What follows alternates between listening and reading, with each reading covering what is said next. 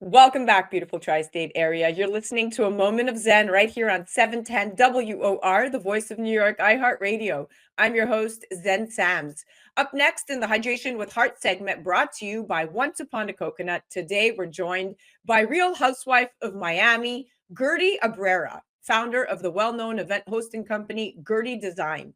She's a breast cancer survivor who passionately shares her journey. She rose to fame as an international event planner and cast member in the Bravo series The Real Housewives of Miami. She joins me today to chat breast cancer awareness, her diagnosis, and what life after treatment is like. Welcoming now to the show is the beautiful, the stunning Guerdy Abraira. Welcome to the show, my friend. Thank you so much for having me. I am looking very natural today, so don't mind the. Indeed, you are. For those of you that are listening and not watching just yet, she is glowing. Now, let's jump right in. You were diagnosed with stage 1B invasive estrogen receptor and ductal carcinoma in situ, DCIS. It's a non invasive version of it. Now, your treatment plan was really extensive. I read about it. It included lumpectomy, 4 rounds of chemo, 15 rounds of radiation, and just a ton more. 20 rounds of radiation to be exact. Yeah, it ended up being way more than we thought because of the oncotype score. Dear Lord, can you share with us the journey from your diagnosis to where you are now in terms of your breast cancer treatment and your recovery process? Absolutely. I mean, it started out, as you said, as a DCIS, non-invasive tumor. And then as they were doing the MRIs, when they found behind it hidden the actual invasive tumor, which is the stage 1B. And so I had to receive radiation and chemo because of the fact that the test called oncotype is where you are able to determine the reoccurrence the recurrence rate of your cancer within the next 10 years. And mine came up above the medium score of 25. So mine was 29 above. And that's what deemed me fit for receiving those two, invasive treatments. But I'm here today. I'm cancer free and I am very healthy. Thank God. God bless. God always has a bigger plan. I say to people all the time, there are no coincidences. You are exactly where you are supposed to be. And of course, you have gone where there was no path and left this great big trail. Interestingly enough, according to the American Cancer Society, breast cancer is the most common cancer among women worldwide, with about 1 in 8 women in the United States developing invasive breast cancer over their lifetime. And I'm glad to say that now you are a survivor. Now, as someone who has experienced breast cancer firsthand, what advice would you give to individuals who are currently going through a similar journey? To be honest, I mean, it's obviously early detection. I was getting my mammograms regularly, so I was never in pain. It was just literally whatever they said was on the screen is whatever was happening in my body. So just stay in tune with your body. Do not, cancel your appointments. Make sure that you know that these are the most important appointments of your life. So just make sure that you do that. And a big advice I like to give people is to really be selfish. Do you, boo boo, is what I like to say. Do you first, and then when you're okay, everybody else around you will be okay. I love that that piece of advice, because Yeah. we, as women, as mothers, as wives, as business owners, as entrepreneurs, we forget to take care of us. We are emotionally beholden to everything and everyone else around us except ourselves. And so you're right. You do you first. And you said something, and you hit it right on. The stage at which breast cancer is diagnosed greatly influences treatment options and prognosis. And your diagnosis of stage 1B invasive estrogen receptor and ductal carcinoma, the DCIS, the non-invasive, reflects the importance of early detection and screening, because had you waited, your outcome could have been much different, right? Absolutely. And, I received messages on Instagram, and this is only via DMs of people who are willing to even share that they would say, watching your journey made me go for the first time because I was so scared. And I am over 40, so I've been declining these mammograms. And I did find out that I had it, and now they're under treatment. So I'm like at 405 counting all these DMs. And I'm like, oh my God, I can't believe that I'm actually saving lives just through sharing my story. So yeah. So important. And you have such an impact on so many women who love and follow you, not for being a real housewife. Like, that's Exactly. almost insignificant to who you have become in this journey. And I think the reason why people have such an affinity and a loyalty to you when they watch you and they watch your story is because they grew with you. They They felt cried your with me. they They cried cried with me. with you. I think that there's Yes. very few stories. I think even me as a Bravo-holic, I would call myself, meaning that I've watched Bravo before I even was casted on this show. There's very few housewives, if any, I can remember that I actually have an emotional connection with, that I'm cheering for, and that every day I'm like, I wonder how she's doing, or something of that nature. Whether I liked it or not, I became, I think, part of some people's journeys too, because of the fact that it created an emotional bond just by them seeing me getting diagnoses, me struggling with these new diagnoses of getting chemo, etc., cutting my hair. That was actually the biggest outpour of love that I received, of people saying, I remember that day. I would never forget that day. I am you. So me becoming part of people's journey in that sense is becoming really crazy, affecting, in my life too, Yeah. You're a sister to so many. Now, how has your perspective on life changed after facing such a significant health challenge like breast cancer? It has affected everything around me. The cliche is obviously you appreciate every day, one day at a time. But the main thing, honestly, for me, and I'm going to say it again, is really to be selfish and to listen to your body. Because, the first thing I did when I wake up is like the alarm goes off. You go drop off your kids. You come home. You make breakfast. You do all these things around you and you get busy. But you have to understand that if you wake up one day and something's not feeling right and you say later, no, that later could be never in the future. So for me, it's always now about like, how am I feeling today? And really listening to myself and my mantra. Being in tune internally will help you feel in tune externally. So for me, it's really about that being selfish thing, and to look around and realize sometimes you got to pick your battles. When you argue with someone and it's about some BS, you kind of like, you know what, you could win this one because I'm playing, chess at this point. I'm not playing checkers, So yeah, you try to save your energy for the stuff that really matters. That's great advice. Yeah. And it's interesting because when you look at the stats, despite all these advancements in treatment, breast cancer survivors still face physical, emotional, and psychological challenges Oh, you would be surprised. post You will be treatment, right? surprised. The And first treatment that I had with breast cancer was my chemo, and I had an allergy, and it burned my entire vein. So I'm still recovering with numbness in this part, neuropathy in my feet still. I have my port scar, which I don't want to cover because I feel like it's my battle wound. So I mean, every second you're looking at something like, oh, that wasn't there before. Wow, I'm not feeling too good. My skin is itchy. My radiation burn is still there. There's so much of it, but you put that aside when you realize like I'm healthy and I'm alive. That's all that counts, So yeah. yeah.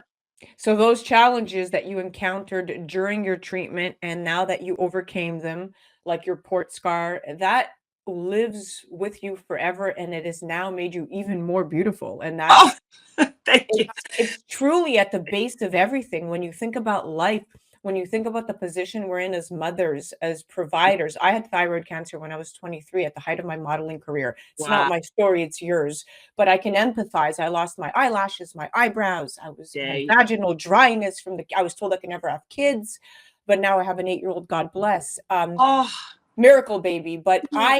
I look at your story and I find the beauty in it when people Yeah. would say, "Oh gosh," like, the pity, and it's actually it's opposite. Oh, You're don't pity now me. so Don't pity empowered, me, right? empower me. Don't pity me, empower me. That's all I've asked from the very beginning. My statement was, don't pity me. I'm sharing, but not for your pity. I'm sharing because I want you to empower me Yeah. and me back to you. So it's paying it forward, truly. 100%. Now, there's various factors, of course, can increase the risk of developing breast cancer, including age and family history and genetic mutations such as the BRCA1 and BRCA2 gene mutations. Yep. And certainly, and of course, there's certain non-cancerous breast diseases, right? Exposure to estrogen, reproductive factors such as early menstruation or late menopause, and obesity and alcohol Yeah. consumption. So there's a lot of outside factors. Now, breast cancer awareness is crucial yet often misunderstood. So, what are some misconceptions about breast cancer that you'd like to address? I mean, a lot of times, like, oh, it's the stress. Yes, and everything can be a contributor to it, but there's not really one main thing. I think obviously mine was deemed estrogen receptors. So what did I have to do? A hysterectomy. What am I on? Tamoxifen. What hormone therapy shot every month. So we're trying to suppress my estrogen level. And I was not a genetic, candidate. I was actually a mutation. So my cancer is a mutation. I'm one of 7 children of 7. 5 of us are girls. So I'm looking at my sisters who actually, most of them live in Europe. Most of them were natural with their hair care. I was already putting relaxers since I was 11. I was, so you're looking at healthcare. You're looking at what you're drinking. The water matters to me. All those different elements, the skin care, hair care, everything that you're breathing. What are we breathing? What kind of air? It all has it's all a contributor, but there really isn't one main 1 + 1 = 2 type of thing that we have discovered yet. So for me, I'm just really reassessing my surroundings and what am I doing for myself. And there's no breast cancer history in your family? This is a mutation. And that's where it's Wow. like, okay, what is it that I'm doing? Let me look at all the signs. And I'm definitely reprioritizing those things. And now I made the announcement to Page 6 exclusive when I was at DirecTV Oscar viewing party. I'm going to keep my hair like this because it's empowering. I love it. It's maintenance free. And honestly, with all these hot flashes because of my surgical menopause, honey, I'm literally carrying a fan with me everywhere. I'm just kind of like, this is so much easier. So we're keeping this hair. It's now the second exclusive news of me sharing this. But it's just so much easier, and that's going to eliminate the products that are sinking into my body for sure. So yeah, I love you. Okay, being a public figure, which you are now, how do you balance your privacy with raising awareness about breast cancer and sharing your personal journey? You have to find the balance. Well, Russell, my husband, who's become the people's champ, he has been such an amazing hero in my journey, and I'm lucky to have him. But he is a very private person.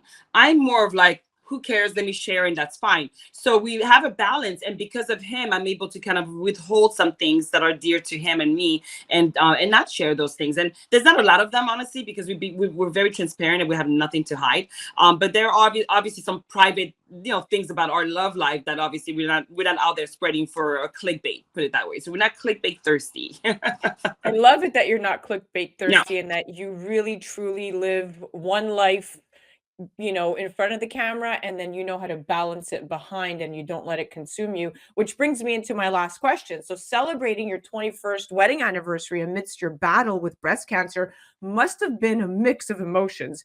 How did you and your husband navigate this challenging time together? Couldn't have been easy. I mean, it was a very low key this year. I mean, I honestly have a 20th wedding anniversary, big celebration. It was I was gonna, have it on the show, the whole thing. And then all of a sudden came the year after, when early, in March, it was when I was diagnosed with the cancer. So, maybe I'll have some type of amazing celebration, because I hardly celebrate me. The only party that I've ever thrown was obviously my wedding, which was for us, one 40th birthday party, which was for me. And then I was going to do this one for us again. But, trust me, he's kind of like a dodge a bullet, because he hates like the big whoop up. But I'm a party planner as a profession, so naturally I love to host, and I like to be the hostess with the mostest. So. Oh, I can't wait for my invite. Yeah. Now, support from loved ones, including, of course, your husband and family and your friends, significantly impacted your breast cancer journey, right? Providing that emotional support, that practical assistance, and that encouragement throughout treatment and recovery is absolutely key. So your support system played a huge role in your recovery. How did you lean on them during those difficult moments? I had to physically lean on them, honestly, because the chemo puts you out. And so the thing with chemo is like this waltz, right? 1 week, 7 days, you're physically in bed and cannot move because of the bone spasm and pain. And then 2 weeks, you're like walking around like everything's fine, but that in the next following week, you're back to ground zero. So that dance of like 1 week sick, 2 weeks off, back to sick, 2 weeks off is a mental roller coaster. And I physically leaned on them, and mentally and emotionally leaned on them, and obviously a higher power too, because you have to say to yourself, okay, I'm the chosen one, okay, I'm the strong one, but can I get through this tunnel? Can I make it and see the light? So for me, it was always about seeing the light at the end of the tunnel and not wavering, to know that I'm going to make it down this tunnel. That was it. So yeah. You're an old soul, right? I am 100% an old soul. I've been listening to oldie goldies since I was 16 back in high school. People thought I was nuts. And I'm like, this magic moment, nut job.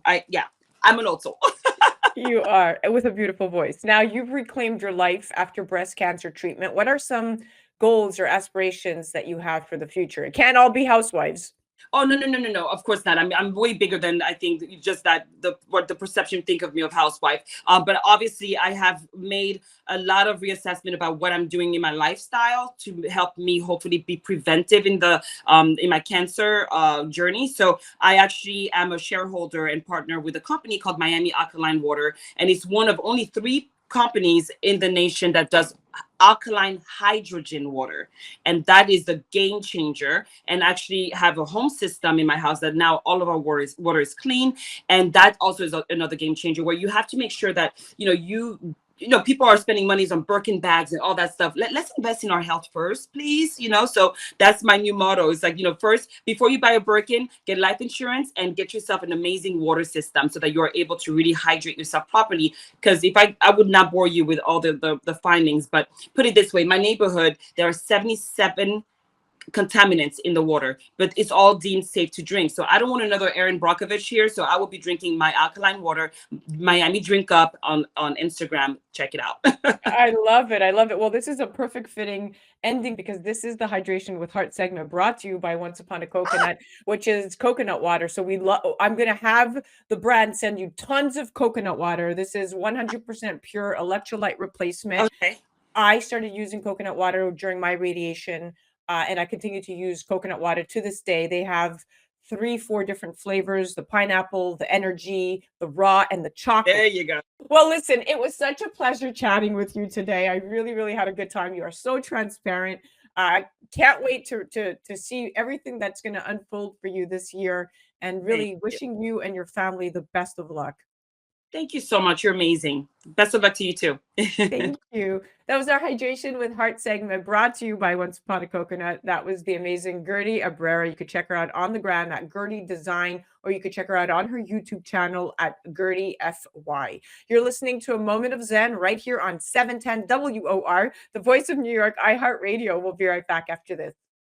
A Moment of Zen is brought to you by Once Upon a Coconut, 100% pure coconut water. Imagine a drink that's nutrient-rich, powerfully refreshing, naturally sweet with no added sugars, not from concentrate, 0 additives, low in calories, absolutely no artificial flavors, and is so tasty that it will become your new favorite beverage. Enter Once Upon a Coconut, the absolute best tasting coconut water you will ever try. Available in 4 refreshing flavors: pure, chocolate, pineapple, and sparkling with energy. Do your taste buds a favor and pick up some today at onceuponacoconut.com.